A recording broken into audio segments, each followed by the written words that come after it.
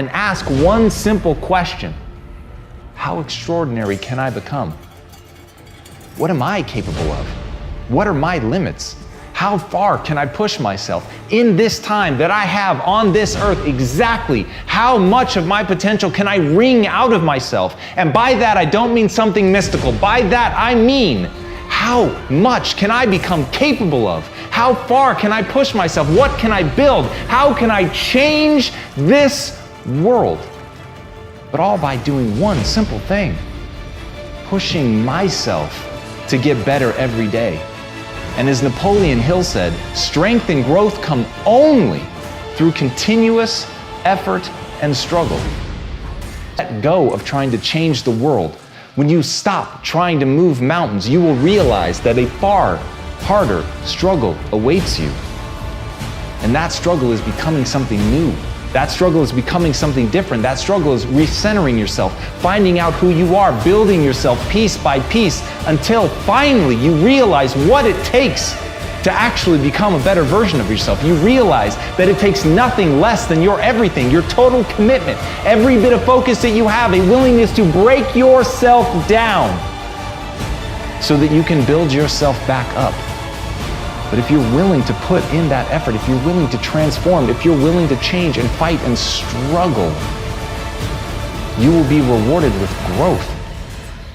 You'll be rewarded with improvement. You'll be rewarded with the ability to close your eyes, imagine a world, and then open your eyes and make that world come true.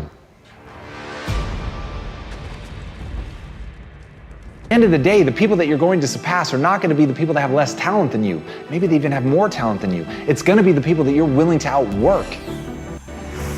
But until you're willing to outwork them, you're always going to be stuck.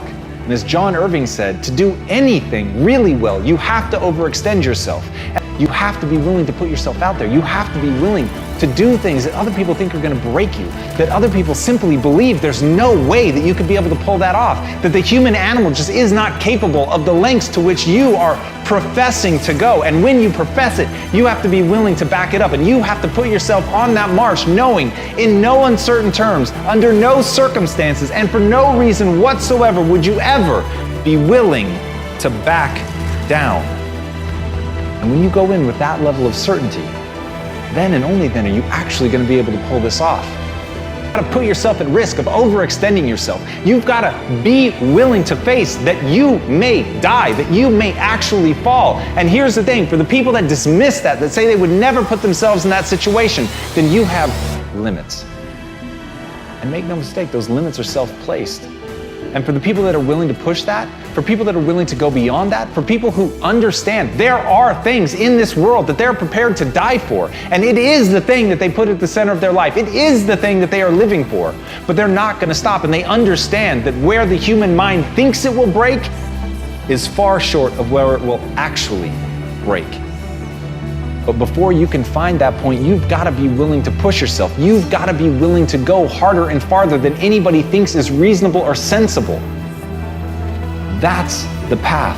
As Billie Jean King said, champions keep playing until they get it right. And so the question is, can you be thought a fool? The question is, do you believe in something so much that you would put yourself at risk like that? The question is, can you face down everyone, including the weak voice inside of your own mind, to make the world come true that you want to see come true? Because at the end of the day, nobody's going to do it for you. So if you're a champion, keep going until it's done.